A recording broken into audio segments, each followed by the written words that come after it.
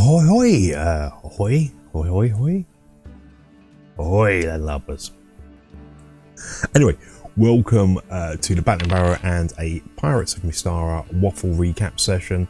If you don't know, this is where I waffle on recapping our Pirates of Mystara D&D sessions. If you do want to watch those, they are over on Patreon. You just have to be a free member. You don't have to pay any money to watch them or anything. But yeah, and if you do that, what you'll notice is there is, for this adventure, this is called There Is No Honor, there are 3 parts of this. There'll be 3 parts, but there'll only be 2 waffle sessions because I'm combining parts 2 and 3 into this one. Now this adventure actually stems from an old dungeon magazine, 139, and I have actually slightly played it before. We went to, a couple of years back, we went to Saltmarsh and we went to the smuggling tunnels, and I run the tunnel section of this adventure then. So when we get to that, it's quite quick. I do revisit it, but we'll get to it. So yes, we are on the case of looking on a Thieves Guild job by Lavina, a noble lady called Lavina. Done the first part, watched the waffle session for that, and now we're looking for her brother Vangfrost. So we start out in Port Blacksand, and there's clues. We have to go to each different district and see if we can find information. You know, making a roll just to see if there is any information there. Some districts don't have any at all. He hasn't been there. Some have some bits of information. Depending on the roll, they're going to get some sort of picture. Now, when you're doing something like this, it's probably best not to rely on the dice. So sometimes just roll the dice no matter what the income. I know it sounds like it's fudging it, but it's not. You need to give them some information to go on, at least one good bit of information, so they can, especially if it's a mystery such as this, you know, where is he? But once something happened in the first part of this second, part 2, that I wasn't expecting, which is why I really did want to have this as just a 2-part session and be done and dusted with it. But we spent an hour doing something else. We got sidetracked. So our character Ash wants to get Walker's belongings. Walker is a dead PC. His belongings are stored in the safe below the Fisherman's Fiend, which is our player's headquarters. And so he does descend, and so we improvised this series. It's run by an Intrepid who is a master thief, so he's going to set up a series of traps and what have yous to get there. I was thinking like the original D&D movie, the Richard O'Brien corny thief trial thing, so I was going to do that. So we wanted to do it, and we decided, yeah, let's run this as a little bit of fun. So we quickly set up I got a dungeon tile, it's like 8 by 8, and each row I would say make a whatever check. Now I'm making note of what check I'm asking for because I had a plan, and on each row there'd be a different trap: a pendulum trap, a dark trap, a fire trap, or what have you. And so you'd have to make a roll or take some damage. You could see as you went down into the bottom bit, you can see a chest at the other end. So we go down that and we role play this out and gets through okay. Goes to open the chest and it's a mimic. Technically it's not a mimic, it's and for the life of me, top of my head right now, I can't remember what Mystara mimics are. They're called something else. They're more like it's a similar thing. It's a blobby monster that can morph itself into something else, and that's what this does. But it also turns itself into a cannon and fires a cannon at them. Don't ask questions how this works. I just thought it was funny. I'd seen something, so I got a 3D printer. I'd seen something like this cannon mimic model, and I thought that was funny to have this. They hadn't printed out or anything, but just the concept of a mimic chest that turns into a cannon and fires cannonballs. So he dodges that, then has to fight this creature. And Intrepid probably has source enough on wins, and turns around to look, and there at the other end where he started, he now sees, perhaps with a minor illusion hiding it, but there is the alcove with the items in question that he was looking for. So he has to work his way back there to get those items. I ask him to make a roll, because we have to return, all the traps have reset somehow. It's D&D magic. So he has to make a roll, and he asks, well, what roll do I want? And I'd say, you tell me. So what I want him to do as a player is memorize what rolls I asked him to make on the way there, in reverse on the way back. And because I hadn't told him this was a thing, it was quite tricky because he wasn't taking notes. Always take notes. But yeah, he done it. A few scrapes and cuts and scrapes there. Gets the locked items are in a chest, but the lock is way beyond him. It's he's, no matter what he rolls, he's not going to do it. It's almost wizard lock. So I know his modifier is going to roll to his dice. It's it's 30 to DC 30. He's never going to make it, but he does have the chest that he takes with him. A bit of fun aside, we all had a blast doing this and running it. I was thinking, watch the full thing play out on the full session, but then we get back onto the investigation. So yeah, it's just a case of making some die rolls, getting some information, going to a district, get some die rolls. A little vignette can play out in each one. This isn't the main part of the adventure. So as they're making it, they're ascertaining that he's hooked up with a woman. For the top of my head, can't remember what she's called. She's not important. That was a red herring. I quickly realised that was a red herring. But they ascertain he's been seen with a guy called Pencus and in a boat sailing to Saltmarsh. It's also around this time a down in his luck water elf steps forward and says he knows where they are. He knows there's some smuggling tunnels and can take him to the entrance. While they're doing the investigation, they also ascertain that the remnants of the Iron Ring that the players decimated a few years back are trying to reform under a new guise called the Dragon Lotus. It seems that someone's come in, a lady has come in, gathered up all the remnants of the Iron Ring that were left and reformed it, and it's building in these tunnels, these smuggling tunnels in Saltmarsh. They have a sort of hatred of the Iron Ring anyway. They don't want to let them reform. They've got to find Vangfrost, so they sail back down to Saltmarsh to these smuggling tunnels, taking this guy, this water elf, with them.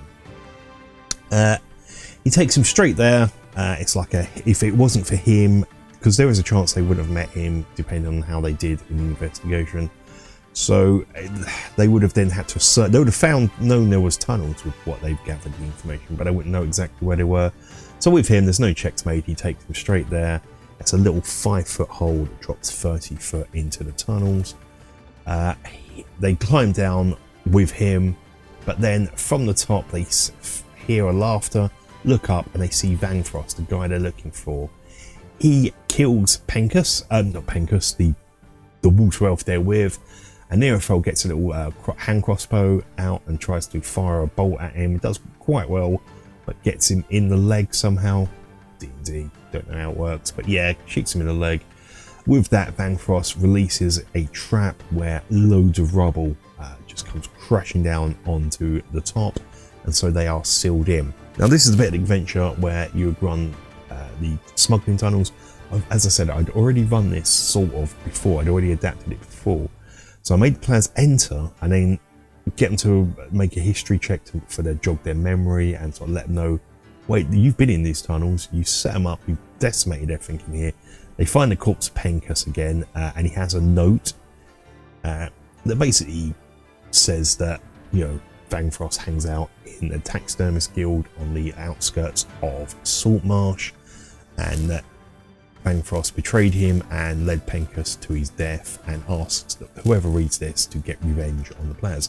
Now, I'd given this exact note 2 years ago when we were here last, but it made no sense then, whereas now it does. The Vangfrost has been working for a few years, working in conjunction with this mystery lady to build up this Lotus Dragon remnants of the Iron Ring. So rather than run the whole tunnels again, players knew there was a sort of underground water exit. They've got these skills to do this, so they've got potions of water breathing. Nerifel, being a cleric of Aklefa, has an ability to cast water breathing on players for a short period of time. So we quickly escape this and head up to the Taxidermist Guild. There, they try and do a bit of a ruse to enter from the front, act pretending to be customers. This is Nirafel enters from the front, being acting as a customer. Gelfenwith and Ash go round the back and break in and sneak in. So with a bit of roleplay with the guild, taxidermist guild guy, Nirafel manages to convince him that he is an old member of the Iron Ring. He had an Iron Ring seal back from the days when he dealt with them, when the players dealt with them. And so he takes him to the back room, they dispatch him, find the secret entrance and drop into the Lotus Dragons headquarters. Then what they are really cautious here, and so there is 2 levels to this the headquarters. There's one where it's all on alert and one when it's not. And we're obviously running when it's not, so it is quite empty. They're making it exploring a bit, and there's a sort of, most of it is at the bottom, the most like the residential bit, if you like, is at the bottom. The top bit has some caves where they smuggle exotic animals in. Thinking about the first part with the ship with the exotic animals, and then there is also this ring that goes around, and in the middle there is a pool of water, and there is a tunnel above it as well. And around the ring there's sort of 4 rooms, and they all have tunnels leading up above. They ascertain these would take you to the further outskirts, just away from the taxidermist guild, into some old ruins just outside of Saltmarsh. And what these are for, these are where prisoners are dropped in for the entertainment purposes of the Lotus Dragon. The pool itself contains a giant crocodile. There is a room attached to it, but it has an illusionary wall that you can't see. It's like a two-way mirror, a one-way mirror, two-way mirror. You can see out, but you can't see in. Some of the Lotus Dragon members sit in this room, looking out into this pool, and see when someone gets dropped in, and they make bets on how long they'll survive before the giant crocodile gets them. The players sneak round at this place, but they don't go into. There's a passageway that leads into the pool room, which Ash goes down, but he doesn't enter. He just pokes his head round, looks in it, and says, "Nope." They go back up. They then work their way round to the actual entrance to the hidden room, and they sneak in, and they see some guys sitting in a chair looking out into the pool room. They make some stealth checks, and I get the results from them. And that is where I ended that session. I ended it on, I didn't tell them the outcome of the sneak roll. We'd continue that in part 3. And so I'm going to cover that now in the Waffle session. Yeah, they succeeded. And so what they do is they kill one guy. They don't kill the guy, actually. They push them. Yeah. They push them forward. They've realised it's an illusionary wall. Push them forward into the pool. And they did quite a high roll. So they made I guess it's because the Lotus Dragon guys were not expecting an attack from behind, pushed the 2 into the pool, and at this time the players don't know that the pool contains a giant crocodile. They do now, as it lunges out and sort of makes a grab at one of them, kills one of them, and makes another grab at another one. They just pay this no heed. They sort of search around the room to get a bit of information, don't really find anything, and continue sneaking their way round. They come to work their way south through the hideout, and they open a door, realise this is a barracks, a bunk, the sleeping quarters, and they don't disturb that, but they do sort of jerry-rig the door so it's locked, so they can't get through. They find a room that has barrels of rum. They transfer some into a smaller barrel and take that with them in their bag of holding, and then they hear the sounds of fighting, not combat fighting, but they ascertain that it's training. Just the way you can tell the difference between someone training fighting and fighting. They gather the numbers. There's about 4 in there. They see this lady who they ascertain is the leader of this Lotus Dragon, but then they also see that she has a young green dragon as a pet. The players left their ruby dragon, Draco, up top because they didn't think it would be big enough to, and they dropped into the hole from the taxidermist place. They didn't realise it would be big enough. Whereas this dragon comes in through the cavern entrance where they smuggle in the exotic animals. Waffle does have a telepathic link, so she calls her dragon in, think it'd be needing it. So I made a roll to see how many turns it's going to take, but didn't tell the players this because this can affect their plans. Their plans are to the two Galfenwith and Ash hide in another room. Neophil goes in, makes an announcement, runs into another room where he releases there's a load of cages of birds in there in this other room. He releases those to cause a distraction. The Lotus Dragons chase after. She doesn't, she waits, but the dragon goes after. And yeah, so what I loved about this adventure was we're in a dungeon, effectively, and there's dragons. It's Dungeons and Dragons. Don't think that so rarely happens in a game called Dungeons and Dragons. Yeah, there's battle. It's actually quite a fun combat. Normally in D&D, especially 5e, I find combat so tedious. Whereas this is quite fun. I don't know if it's the presence of a dragon in there, but yeah, it made it quite fun. Draco comes in after a few turns, and so we have dragon on dragon action, which is just great fun. This is a real fun combat. I have shortened this adventure. There's meant to be a few more rooms, and this lady and the dragon's meant to be further in, but we're getting towards the end of the session, well, where I want to be, because in this session I wanted to start the next adventure, the Captain Clegg campaign, in earnest. So I knew I wanted to finish this about halfway through, use half my session time for this, so I just shortened it out. There's not a lot in there really, other than a few bits and pieces. They win. It's 5e players, they win. They get a bit of information about her, who she is. It seems that Vangfrost was the one who killed his parents, and Vena's parents. He's sort of madly in love with this lady, and she effectively used him to, twisted him around a little finger to get the financial resources she needs to get this endeavour up and running. But the players have put heed to that already, nipped it in the bud.